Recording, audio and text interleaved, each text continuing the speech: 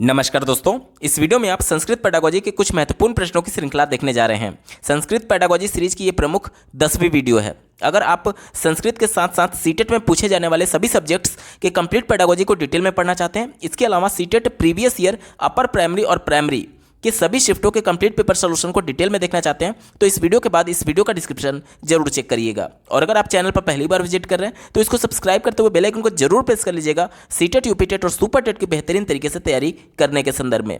चलिए दोस्तों, आज के इस महत्वपूर्ण वीडियो को शुरू करते हैं। पहला प्रश्न पूछा गया है, निम्नलिखितेषु किम उत्तम पाठ्यपुस्तकस्य तत्वपूर्णः मानदंडः नास्ति।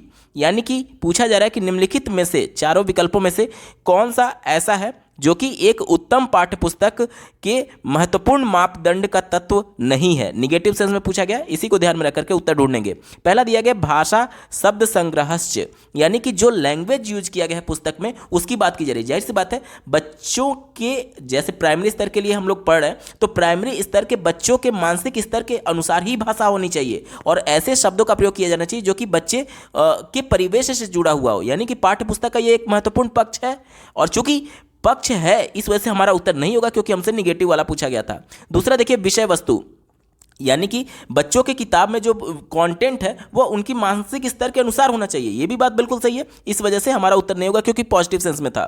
तीसरा देखिए शैली च योजना च, शैली यानी कि भाषा की जो शैली है उसकी बात की जा रही है, तो ये भी बच्चे के मानसिक स्तर के अनुसार ही होनी चाहिए। बहुत ज़्यादा क्लिष्ट भाषा नहीं होनी चाहिए, क्लिष्ट भाषा नहीं होनी चाहिए, यानी बहुत ऐसा लैंग्वेज ना यूज किया जाए जो कि बहुत जिसमें ग्रामेटिकली बहुत ज़्यादा टफ हो। यानी बच्चे के मानसिक स्तर के अनुसार भाषा शैली होनी चाहिए। ये विकल्प बिल्कुल पॉजिटिव है, पाठ्यपुस्तक का महत्वपूर्ण तत्व है, और चूंकि पॉजिटिव था इस वजह से हमारा उत्तर नहीं होगा क्योंकि हमसे निगेटिव सेंस में पूछा गया है। एक ही विकल्प बचा, ऑप्शन नंबर 4 देखिए, मुद्रणम च बंधनम च, बंधन यानी कि बाइंडिंग की बात की जा रही है। अब जो बुक का बाइंडिंग है वो किस प्रकार से किया गया ये इंपॉर्टेंट नहीं है, क्योंकि बच्चे के लिए कंटेंट, उसकी भाषा, उसका शैली ये इंपॉर्टेंट था, लेकिन पाठ्य पुस्तक को किस प्रकार से सिला गया है, उसकी बाइंडिंग कैसी है, ये एक तरीके से जो ऊपर का कवर पेज होता है उसकी बात कर रहा है। तो ये तीनों के अलावा थोड़ा सा निगेटिव सेंस में है, इस वजह से ये चूंकि निगेटिव ही है और ऑप्शन नंबर 4 बिल्कुल सही जवाब हो जाएगा क्योंकि हमसे निगेटिव सेंस में ही पूछा गया था।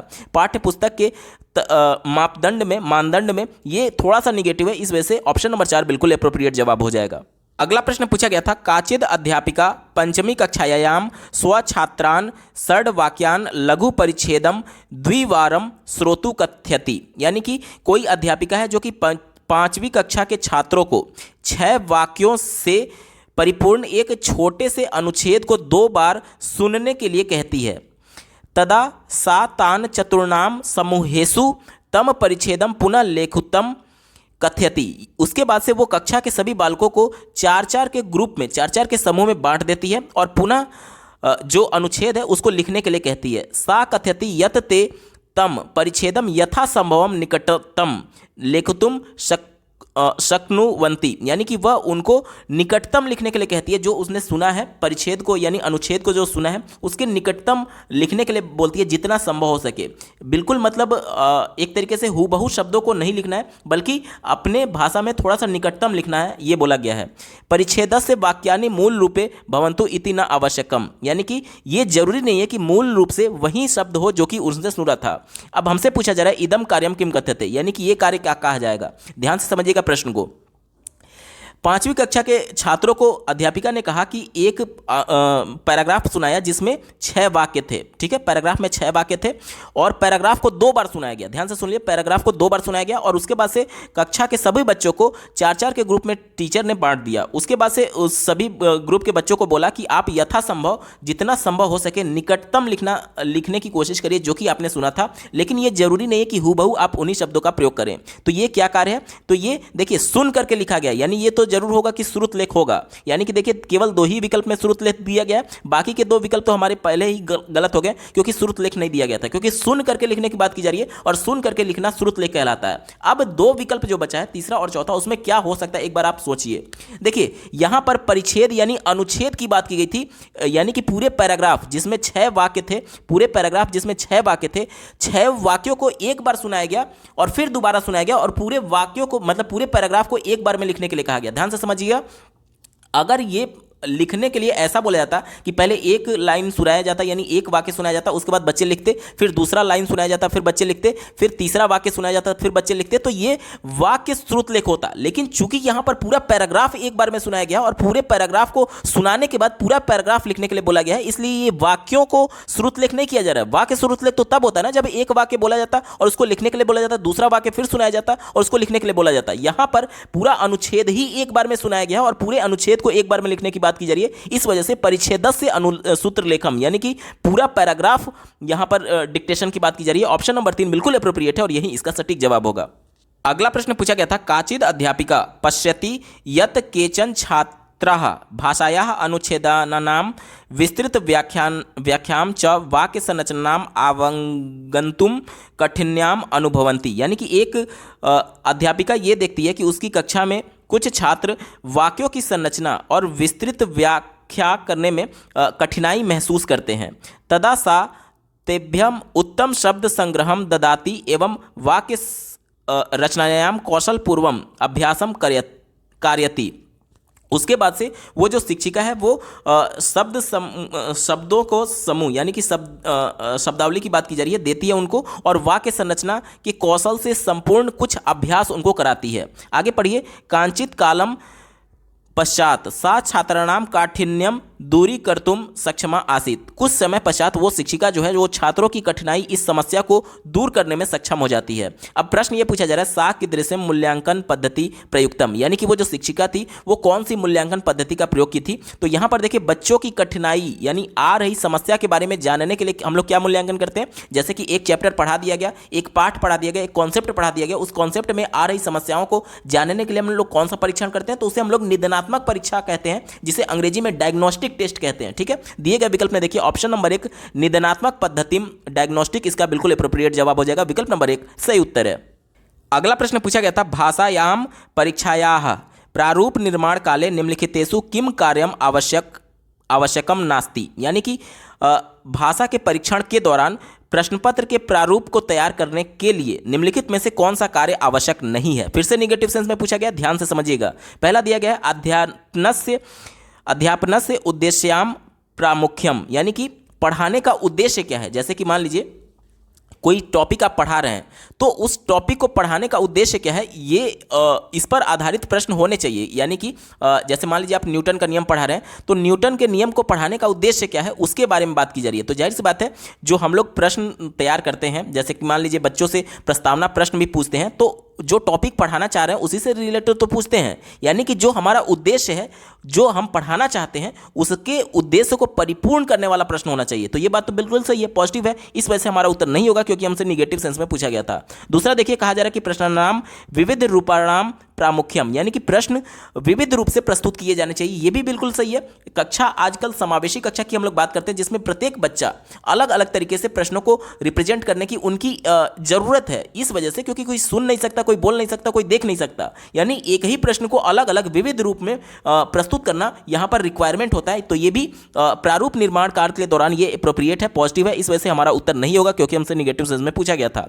तीसरा देखिए, काठिन्य स्तराणाम प्रामुख्यम, यानी कि बच्चों का जो मेंटल स्टेज है, जो बच्चे का मेंटल लेवल है, मानसिक स्तर है, उसके अनुसार कठिनता का स्तर होना चाहिए। अब मान लीजिए बच्चे प्राइमरी स्तर के हैं, 5वीं कक्षा के बच्चे हैं, तो मैं ग्रेजुएशन लेवल का पेपर उनके लिए सेट नहीं करूंगा, बल्कि उनकी मानसिक स्थिति के अनुसार वही प्रश्न उनके मानसिक स्तर के अनुसार सेट होना चाहिए। तो ये तो बात बिल्कुल सही है। ये प्रारूप निर्माण काल के दौरान यानी जो प्रश्न पत्र तैयार किया जा रहा है उसमें ये महत्वपूर्ण पार्ट होगा पॉजिटिव सेंस में। इस वजह से हमारा उत्तर नहीं होगा क्योंकि हमसे निगेटिव सेंस में पूछा गया था। एक ही विकल्प बचा ऑप्शन नंबर 4 देखिए, विविध लेख शैलीना नाम प्रामुख्यम, यानी कि लिखने की शैली कैसी होनी चाहिए उसके बारे में पूछा गया। देखिए कहने का मतलब कि प्रश्न पत्र में जो लिखने की शैली है, जैसे कि देखिए सीबीएसई बोर्ड में इस प्रकार से लिखना सिखाया जाता है A B C, और इसी को यूपी बोर्ड में ऐसे लिखना सिखाया जाता है A B और C। देखिए ये दोनों अलग अलग शैली है, अलग अलग शैली है। तो प्रश्न पत्र निर्माण में किस शैली का प्रयोग किया जा रहा है ये इंपॉर्टेंट नहीं है, क्योंकि प्रश्न पत्र निर्माण में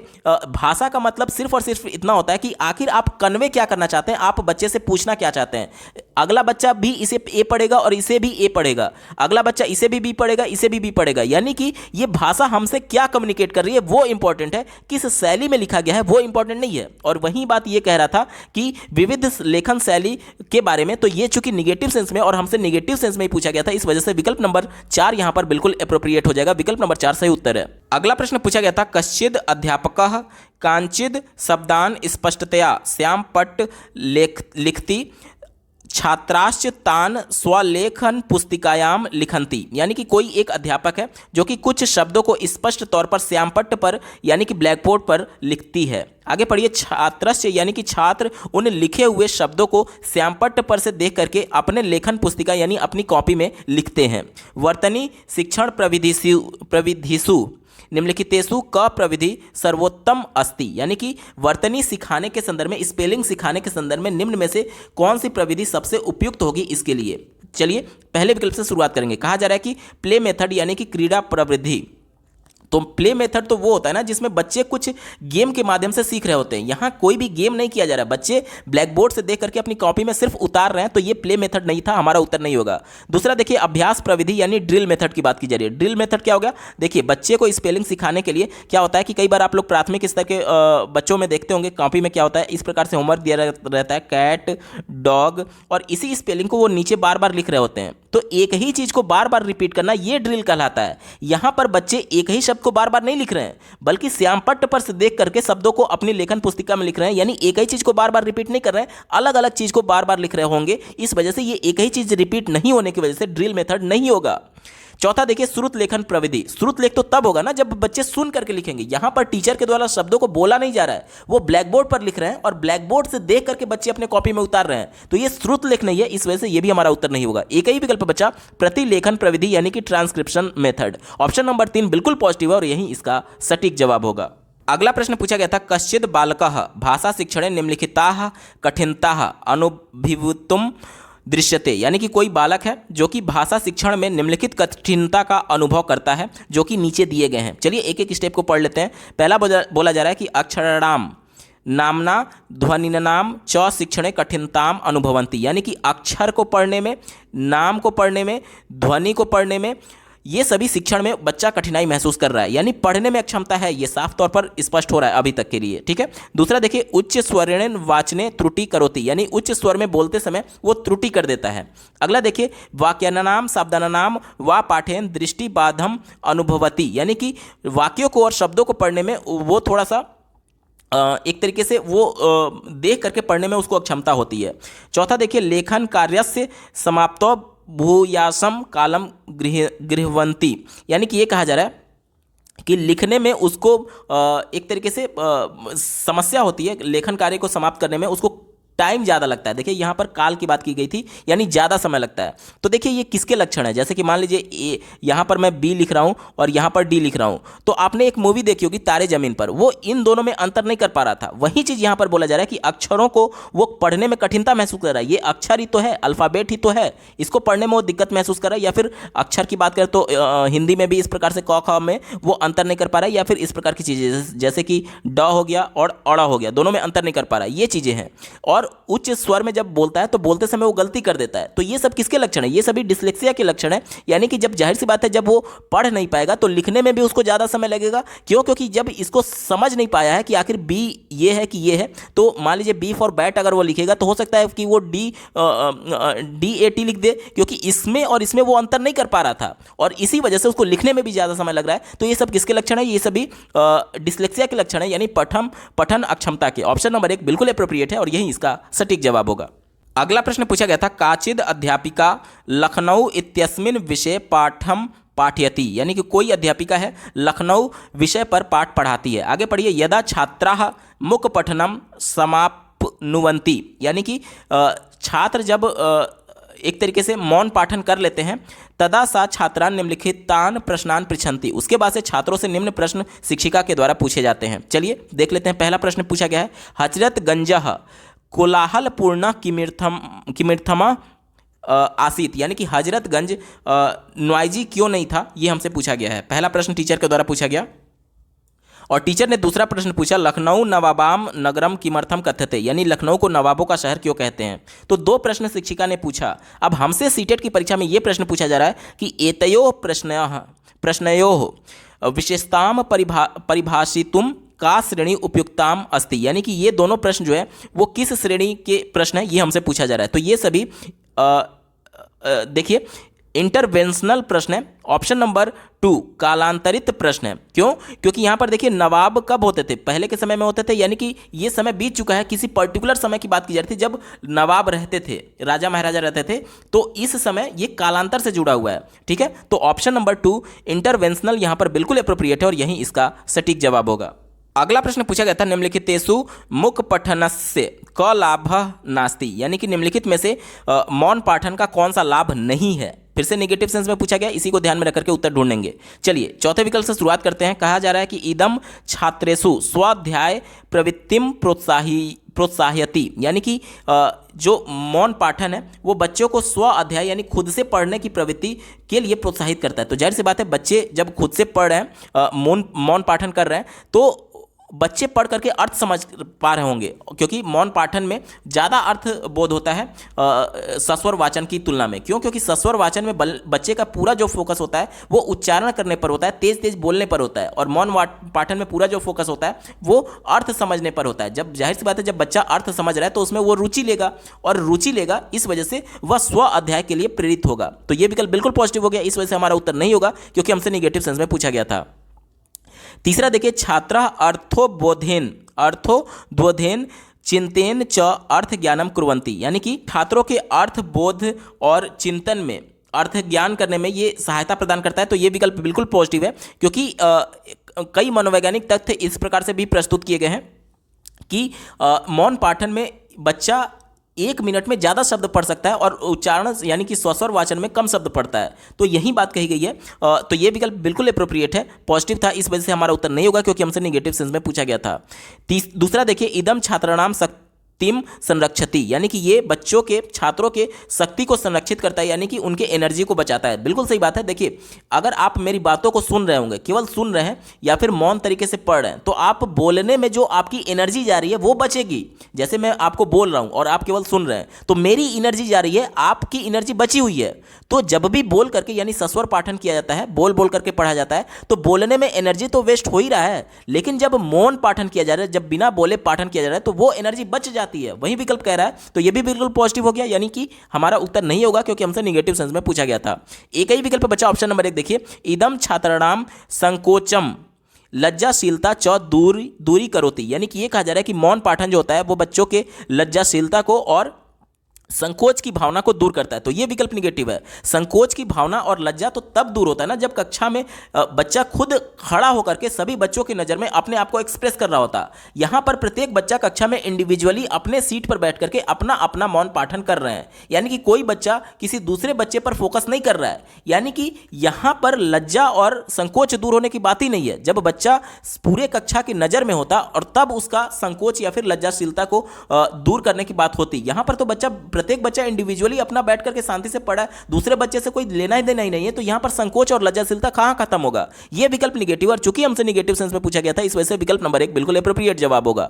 अगला प्रश्न पूछा गया था आंग्ल भाषायाम अध्यापन विधि विषयकानि निम्नलिखित कथानि पठत, यानी कि आंग्ल भाषा के अध्यापन के विषय में निम्नलिखित कथनों को पढ़िए। पहला दिया गया अयम विधि पद्धति प्रथमम जर्मनी देशे प्राबंधम, यानी कि यह विधि पहली बार जर्मनी देश में शुरू की गई थी। दूसरा देखिए आंग्ल भाषा पाठयुतम अयम विधि यूरोपे भूयसः प्रयुक्तम, यानी कि अंग्रेजी पढ़ाने के लिए ये विधि यूरोप देश में सबसे ज़्यादा प्रयोग की जाती है। तीसरा देखिए अध्यापन से मूल मात्रकम शब्द अस्ति ना वाक्यम, यानी कि जो मूल शब्द है जिस पर फोकस किया जाता है इस विधि में, वो शब्दों पर किया जाता है, ना कि वाक्यों पर। देखिए अब आपको हिंट मिल रहा होगा, शब्दों पर हम लोग किस में फोकस करते हैं, शब्दों पर हम लोग ग्रामर कम ट्रांसलेशन मेथड में फोकस करते हैं। क्यों?